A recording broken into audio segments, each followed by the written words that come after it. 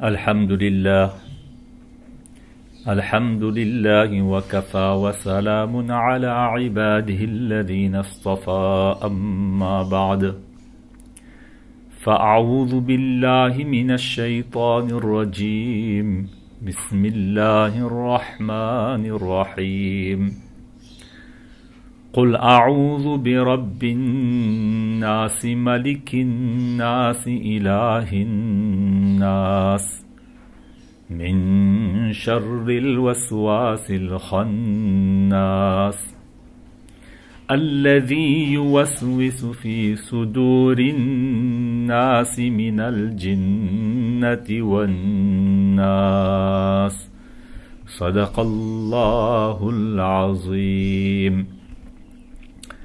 Remercions Allah tabarak wa ta'ala, le clément, le miséricordieux, de nous avoir donné le tawfiq de venir une nouvelle fois ici pour écouter et expliquer ces paroles sacrées et les paroles de notre bien-aimé prophète Muhammad Mustafa wa Mujtaba sallallahu alayhi wa sallam. Nous venons de lire devant vous une sourate, la sourate 114, qui est la dernière sourate, le dernier chapitre du Coran.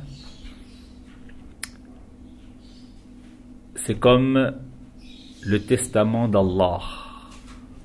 Vous savez, une personne avant de mourir, eh bien, il lui arrive d'exposer ses derniers vœux, ses derniers souhaits qu'on appelle un testament. Eh bien, avant de clôturer le Coran, Allah tabaraka wa ta'ala nous expose une sourate, un chapitre. Voilà pourquoi j'ai l'habitude d'appeler ce sourate Qul a'udhu bi rabbin nas un testament divin. Dans cette sourate, Allah tabaraka wa ta'ala s'adresse au prophète sallallahu alayhi wa sallam. C'est la sourate Nas, les hommes, les humains. Qul, ô prophète d'Allah, dis, A'udhu bi rabbin nas, je cherche protection auprès du Seigneur des hommes. Malikin nas, auprès du souverain des gens. Ilahin nas, auprès du Dieu des humains. Il y a trois attributs ici qu'Allah Ta'ala a mentionné, que ô prophète d'Allah, si tu veux chercher protection, si tu veux te mettre à l'abri des souffrances, des douleurs, des malheurs dans ce monde, eh bien cherche protection auprès de celui qui est Seigneur des hommes. Il est le souverain des hommes. Et à la fin, il est tout, parce qu'il est le Dieu des hommes. Mais cherche protection auprès d'Allah, mais contre quoi? Min sharril waswasil khannas. Contre le mal. Mais le mal qui provient de qui? Al-waswas.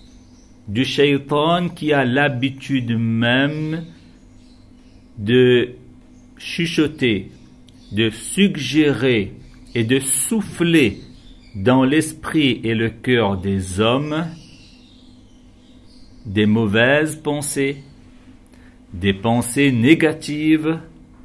C'est ce qu'on appelle dans notre langage habituel les suggestions et les chuchotements diaboliques et sataniques.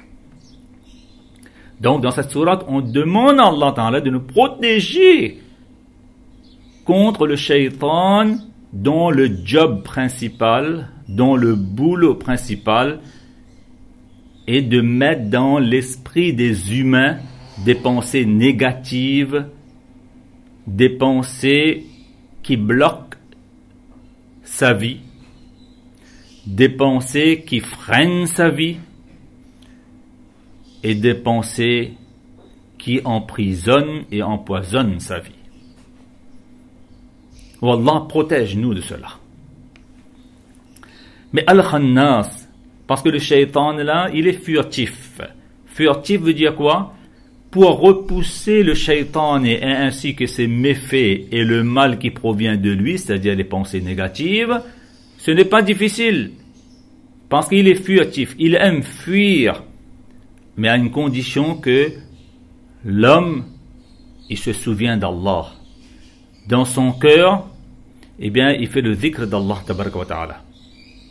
Il se rappelle d'Allah, il se souvient d'Allah tabaraka wa ta'ala. Voilà pourquoi dans les hadiths, il est dit dans ce sens que le shaitan, il a sa trompe sur le cœur humain. Dès que le cœur humain commence à penser à Allah tabaraka wa ta'ala, ben il retire sa trompe et il s'éloigne et il fuit même cet être humain-là. Voilà pourquoi le shaitan a été qualifié de khannas dans le Coran, dans cette sourate-là. Il est furtif. Alladhi yuwaswisu fi sudurin nas. Bien, là, Allah Ta'ala nous montre son métier, son job. Il est là pour souffler dans le cœur. La poitrine veut dire donc l'esprit des gens, dans le cerveau des gens, eh bien, les mauvaises pensées. Mais ces mauvaises pensées peuvent provenir de qui? De shaitan, minal jinnati et wannas. Et parfois des êtres humains même. Que le shaitan a monté la tête et qui sont devenus donc les alliés, les compagnons du shaitan, les compagnons de vie même de shaitan.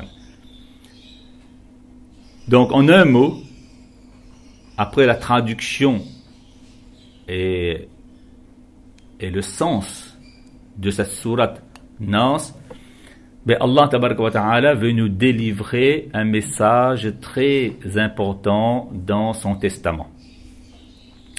Premièrement,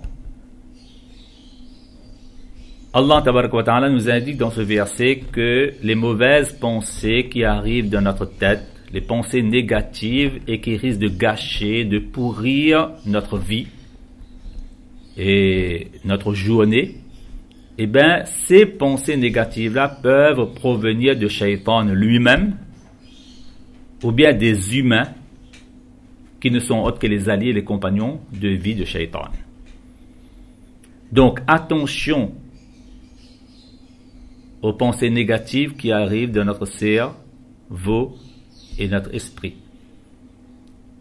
Et ces pensées négatives-là peuvent se manifester soit envers Allah tabaraka wa ta'ala, soit envers soi-même, soit envers son prochain. On peut avoir des pensées négatives envers Allah tabaraka wa ta'ala, par exemple de dire qu'Allah ta'ala il est injuste. On voit parfois les gens à la mort ou décès d'un de leurs proches, plus particulièrement des parents ou bien des enfants, de dire qu'Allah Ta'ala il est injuste. Pourquoi Allah Ta'ala il a pris mon enfant, mes parents? Mais Allah Ta'ala, ça ce sont des pensées négatives venant du shaitan. Oui, parce qu'Allah Ta'ala n'est jamais injuste, il est juste. C'est nous qui avions pensé injustement, parce qu'on croyait que nos parents nous appartenaient, nos enfants nous appartenaient, comme si c'est nous qui les ont créés. Eh bien, pas du tout, on se trompe. Allah tabaraka wa ta'ala n'a fait que récupérer ce qui lui appartenait. Et une personne qui récupère auprès de nous ce qui lui appartient n'est pas injuste. Il est juste et il a été bon envers nous parce qu'il nous a donné cette chose-là pour un certain temps.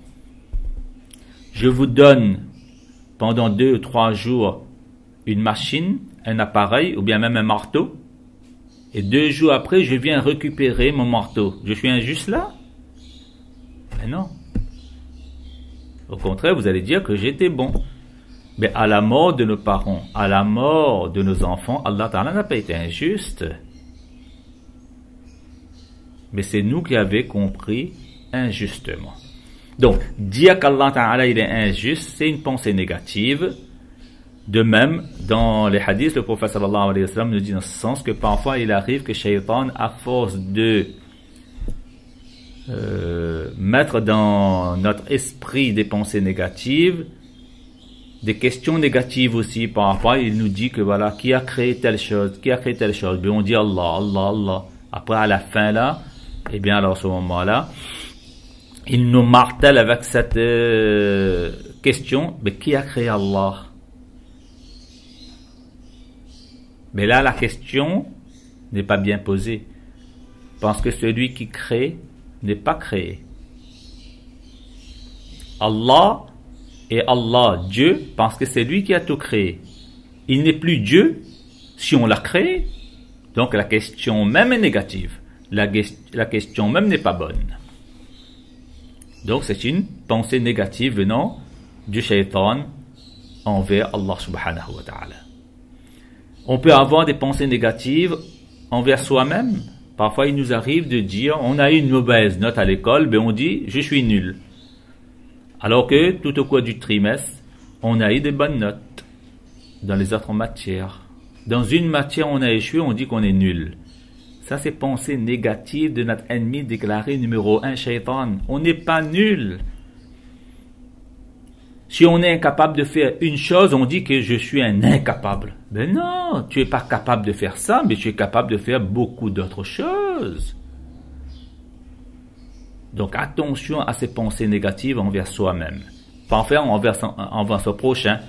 Notre prochain, il est en train de rouler dans une belle voiture, on dit qu'il est vantard. Ben oui. Et une personne nous a fait une remarque, on dit qu'il est jaloux. Une personne nous a dit quelque chose pour notre propre progrès, on dit qu'il est méchant. La volonté de faire progresser, on croit que c'est de la méchanceté.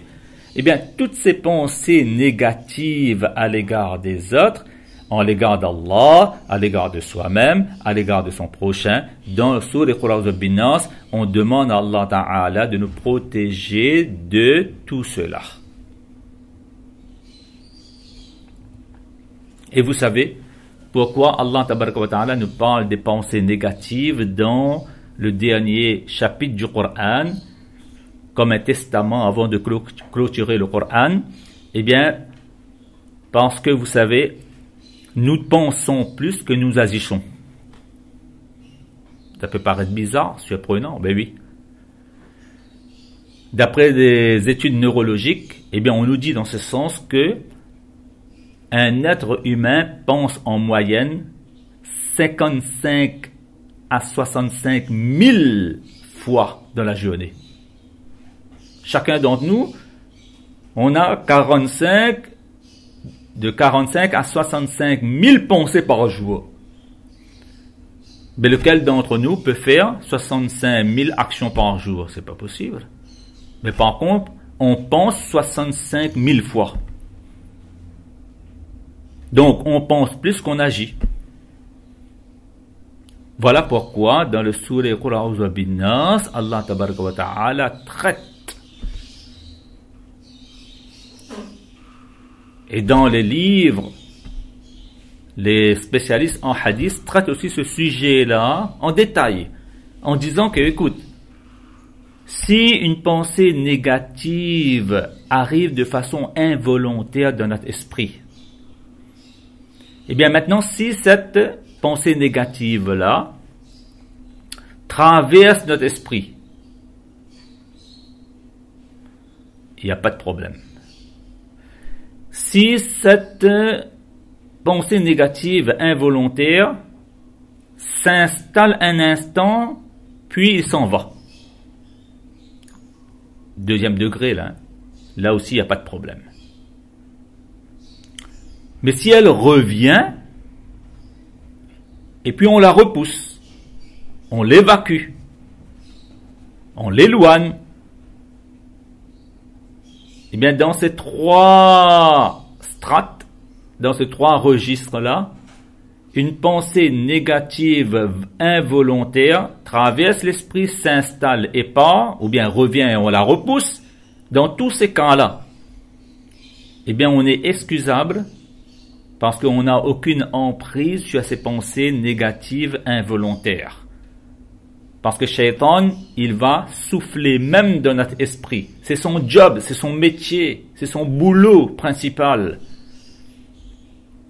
Mais c'est à nous de faire en sorte que ça traverse, ou bien si ça s'installe, eh bien elle part, et si elle revient, on la repousse. Par contre, si Shaitan a mis une pensée négative de façon involontaire, donc de notre part, et qu'est-ce qu'on a fait? On l'a entretenu, on l'a nourri, on l'alimente. Par exemple, une personne, le Shaitan, on a vu une personne dans une belle voiture, on a commencé à dire, ah, il est vantard. Ah, il est vantard. C'est Shaitan qui a mis ça dans notre tête. Hein? La personne n'est pas vantard parce qu'il a les moyens, bien, il a pu se procurer une belle voiture, c'est tout. C'est pas de la vantardise, ça, d'avoir une belle chose. Mais Shaitan, il a mis, il est vantard. Et nous, on est en train, oui, il est vantard même, hein. Dernièrement, il m'a dit telle chose. Dernièrement, il a dit telle chose à telle personne. Et là, on est en train d'alimenter. Shaitan, il a mis une mauvaise pensée, une pensée négative dans notre tête, et nous, on est en train de l'entretenir, nourrir, l'alimenter. Mais les spécialistes de hadith nous disent en ce sens, là, c'est un péché. Parce que notre volonté est engagée là. À ce stade de pensée négative, c'est un péché. On pouvait l'évacuer, on pouvait la repousser, mais on l'a alimentée. Ça, c'est au cas où une pensée négative est arrivée involontairement. Mais si une pensée négative arrive dans notre tête, dans notre cerveau, dans notre esprit de façon volontaire, il y a notre volonté là, eh bien là, à ce moment-là, ça c'est un péché. Et maintenant, si on exprime verbalement avec la langue, ou bien on écrit cette mauvaise pensée arrivée volontairement dans notre tête, eh bien là, on commet un deuxième péché. C'est-à-dire, on est doublement pécheur. Pour avoir volontairement pensé négativement, et deuxièmement, pour l'avoir exprimé ou pour l'avoir mis à l'écrit. Ça, c'est un double péché. Donc, voilà pourquoi, dans ce sourate An-Nas, Allah Ta'ala nous transmet un message très fort. Que les pensées négatives est synonyme mauvaise vie ou encore mauvaise journée. Vous savez pourquoi? Il nous arrive parfois d'entretenir d'alimenter, de nourrir les pensées involontaires qui arrivent de la part du Shaitan. Parce que ces pensées involontaires-là, eh bien, arrivent automatiquement dans notre cerveau. Ça arrive de Shaitan. On n'a pas fait d'effort. C'est-à-dire, on est spectateur, là. Et ça arrive rapidement. C'est intuitif. C'est émotionnel aussi. C'est facile. On n'a pas eu à aller décrocher la lune pour avoir ce genre de pensée-là, hein. Voilà pourquoi les pensées négatives venant du Shaitan, là, eh bien, nous met dans une situation, dans une condition confortable. C'est-à-dire, on n'a pas eu à dépenser du temps. On n'a pas eu à dépenser de l'énergie. On n'a pas eu aussi à dépenser notre ressource cognitive qu'on appelle. On n'a pas eu à penser, etc. là. Ce sont des pensées négatives qui arrivent de la part de Shaitan dans notre esprit. On n'a pas fait d'effort, on n'a rien fait, ça arrivé gratuitement, automatiquement. Donc attention à ce genre de pensées négatives venant du Shaitan, parce qu'il y a facilité, il y a pas d'énergie dépensée, du temps dépensé, de l'argent dépensé. Voilà pourquoi on a l'habitude donc d'entretenir, d'alimenter ce genre de pensées négatives, sataniques, diaboliques. Il y a deuxième type de pensée, c'est que lorsque on pense de façon délibérément, c'est-à-dire volontairement. Là, on est l'auteur de ces pensées-là. Ça, cette pensée-là n'est pas comme la première. La première était rapide. Quand une pensée est volontaire, là, elle est lente. Et lorsqu'on réfléchit là, ben, cette pensée-là, elle est analytique, c'est-à-dire pensée et rationnelle aussi. On a dépensé notre énergie, notre temps. Voilà pourquoi ces pensées volontaires-là, parfois là, il est inconfortable. Elle est inconfortable. Mais seulement là, par rapport à la pensée du shaitan automatique qui arrive là, mais lorsqu'on réfléchit là, même si c'est inconfortable, mais elle est plus juste, elle est plus raisonnable. Et ça nous permet aussi de prendre les meilleures décisions et aussi de faire le meilleur choix. Voilà pourquoi quand une pensée négative arrive là, il ne faut pas l'alimenter. Il ne faut pas l'alimenter. Mais par contre, si on veut savoir à propos d'une personne, ben, il est bon de mener une enquête, d'analyser les choses, de dépenser du temps, de l'énergie. Là, on aura un jugement raisonnable, juste et équitable. Il ne faut pas se baser sur les pensées automatiques qui arrivent et puis on juge. Non, il faut mener une enquête. Même si c'est inconfortable, mais ça va nous permettre d'arriver à un jugement qui est juste, qui est équitable et qui est même raisonnable. Mais en un mot, je reviens sur ce que j'étais en train de dire. Donc de Qul a'udhu bin nas, Allah Ta'ala veut nous faire comprendre, et plus particulièrement au prophète sallallahu alayhi wa sallam, donc de façon explicite, mais de façon implicite à chacun d'entre nous, à chaque lecteur du Coran, que cherche protection contre les pensées négatives provenant du shaitan ou bien des êtres humains. Oui, parfois, il y a des gens qui montent la tête des autres. Oui. Dans un hadith, le prophète sallallahu alayhi wa sallam dit « Laysa minna man khabbaba » ne fait pas partie de notre communauté celui qui monte la tête d'une femme contre son mari. Et l'inverse aussi est vrai, hein, qui monte la tête du mari contre sa femme. Ça, cette personne-là, Laysa minna, ne fait pas partie des nôtres. Et tous les spécialistes de hadith sont d'accord, unanimes pour dire que lorsque le prophète sallallahu alayhi wa sallam prononce ce genre d'avertissement et de menace, qui n'est pas des nôtres, quand le prophète dit n'est pas des nôtres, laysa minna, ça veut dire que ce péché-là, il est péché majeur, kabira. Exactement comme une personne qui consomme l'alcool, il mange le porc, il commet l'adultère. Donc, monter la tête du mari contre la femme, ou inversement, c'est un péché kabira. Nous dit le prophète sallallahu alayhi wa sallam. De même, monter la tête d'un employé contre son patron. Et inversement aussi, monter la tête d'un patron contre son employé. Au lieu de réconcilier, au lieu de chercher à rapprocher les gens, on éloigne les gens. Mais on est en train de faire le job du shaitan. Voilà pourquoi, à la fin du Coran, dernier mot du Coran, minal jinnati wan nas, ces mauvaises pensées-là, ces pensées négatives peuvent provenir du shaitan ou encore des êtres humains. Attention.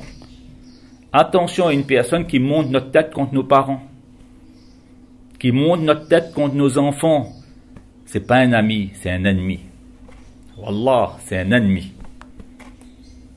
Le Coran est là pour nous faire sortir de l'obscurité, sortir du fait noir pour venir vers la lumière. Comprenons, distinguons notre ennemi de notre ami, s'il vous plaît. Bon, ça, mais dans ce verset-là, Allah tabaraka wa ta'ala, dans cette sourate-là, Allah ta'ala a qualifié le shaitan de khannas. Et on a dit tout à l'heure, furtif. C'est-à-dire, c'est un ennemi, mais qu'on peut faire fuir. Et on peut aussi l'éloigner de nous. On peut le repousser. Voilà pourquoi En disant ce mot-là, Allah Ta'ala est en train de nous montrer les remèdes contre le mal du shaitan. Premier remède, c'est quoi? Quand les pensées négatives arrivent de façon involontaire dans notre tête là, provenant du shaitan ou autre, eh bien à ce moment-là, il faut laisser ces pensées négatives là traverser notre esprit et ne pas l'installer. Et si elles s'installent, alors à ce moment-là, de la repousser, de ne pas l'ancrer, de ne pas la nourrir, de ne pas l'alimenter, mais la repousser autant que possible. De considérer ces pensées négatives-là comme un nuage gris au-dessus de notre tête. À un moment donné, on se dit que voilà, le nuage, il va finir par passer.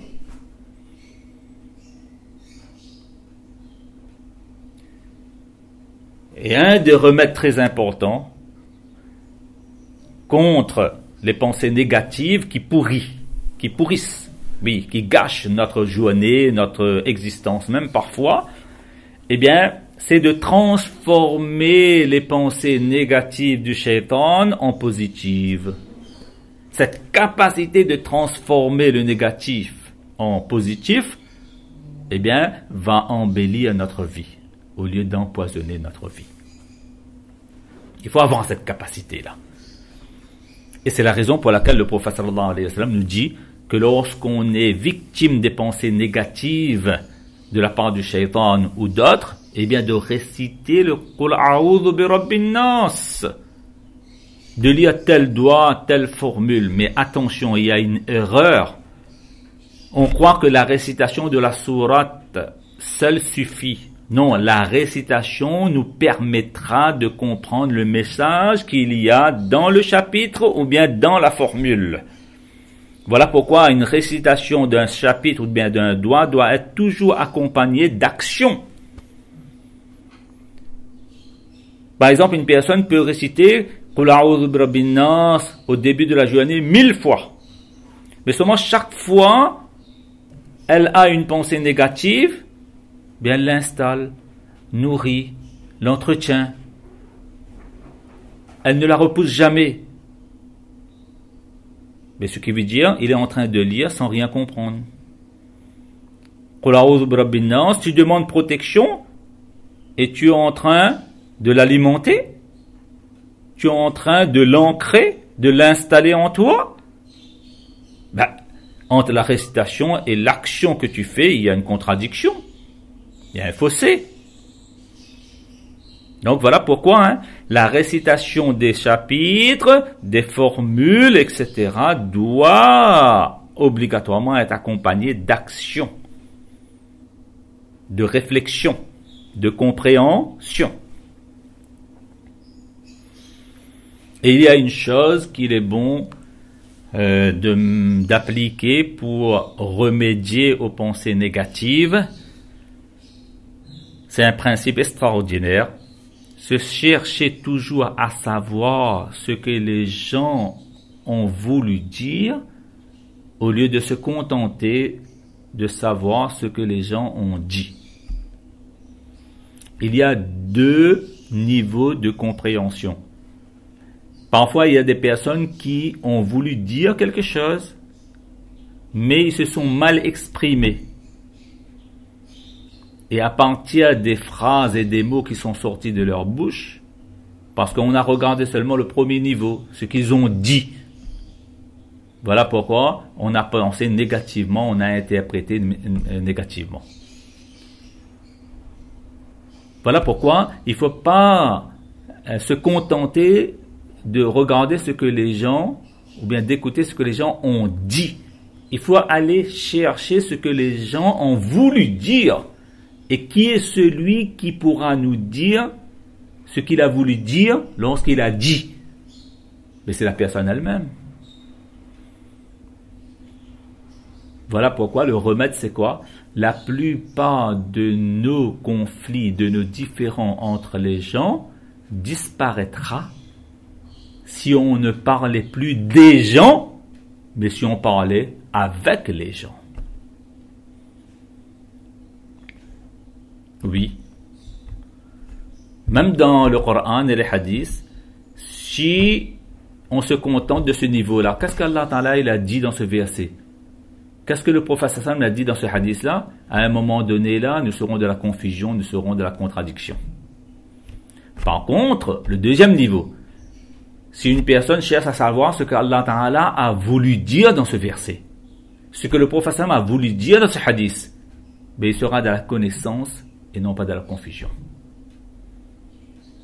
Eh bien, il faudra adopter le même principe de notre vie quotidienne. Cherchons à savoir ce que la personne a voulu dire, non pas seulement ce qu'il a dit.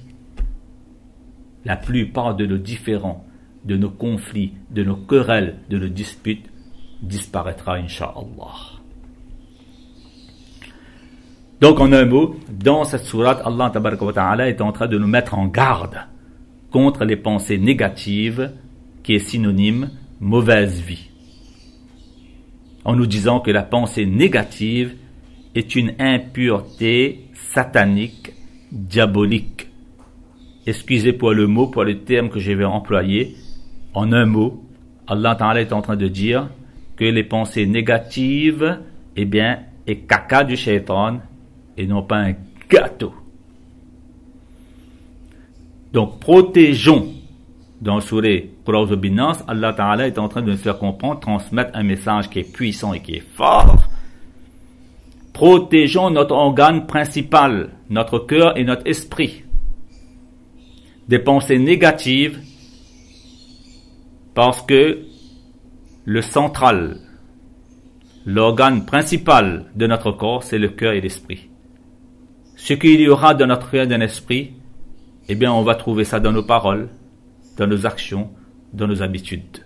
Et nos habitudes vont former notre personnalité.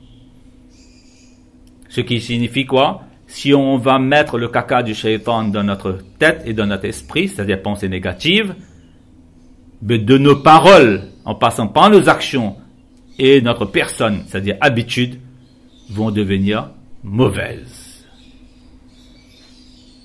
Il y a un grand savant de l'islam qui disait dans ce sens, c'est avec nos pensées que nous bâtissons notre vie. Et c'est vrai. C'est ce message fort et puissant qu'Allah Tabaraka wa Ta'ala veut nous transmettre dans le sourate Qul a'udhu bi rabbin nas. Donc après l'intervention d'aujourd'hui, chacun d'entre nous, posons-nous cette question. Qu'on se pose rarement, malheureusement. Est-ce que je veux avoir une bonne journée, une bonne vie? Eh bien, si la réponse est oui, eh bien, il y a une action à mener. L'action à mener, c'est quoi? Évacuer, repousser et jamais installer les pensées négatives venant du shaitan ou bien des alliés du shaitan, des humains.